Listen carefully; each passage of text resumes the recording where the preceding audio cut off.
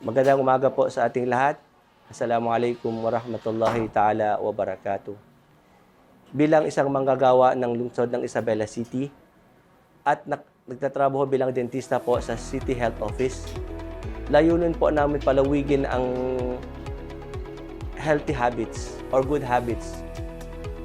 Isa na po sa mga good habits na gusto naming ma-implement or magkaroon ng mindset sa mga tao, i-instill po namin yan pang araw-araw naming mga gawain, ay kailangan po namin na isulong yung advokasya hinggil sa oral health.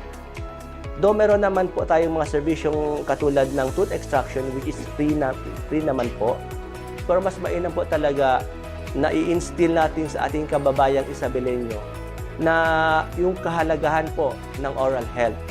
Kasi po, pag may problema po tayo sa ngipin o sa oral cavity, lahat po ng papasok sa ating katawan, dadaan po yan sa oral cavity. Kung may problema po yung ating oral cavity, check po, magkakaroon po ng effect yan sa lahat ng ating katawan. Obliga po namin yung mga pasyente namin makinig sa aming oral health education. Kasi po marami pa talagang hindi alam kung paano alagaan ng tama ang kanilang mga ngipin.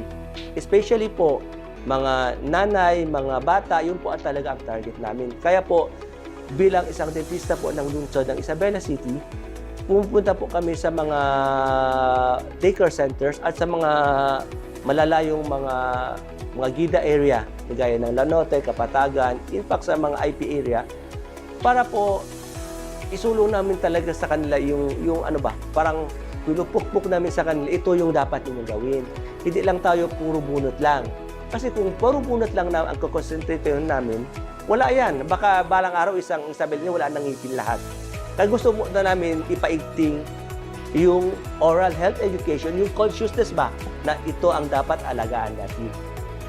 Tapos kung sakaling mag-i-instill yun sa kanila, check, maiibsan yung mga Isabelenyo na magpapabunot.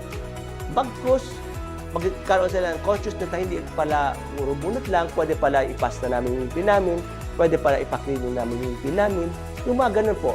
Kailangan po mag-upgrade po tayo from bunot lang to empowerment through oral health education, then pupunta po tayo sa preventive aspect ng dental services po. Yun lang po. Maraming salamat at magandang umaga po sa inyo. Happy Isabela!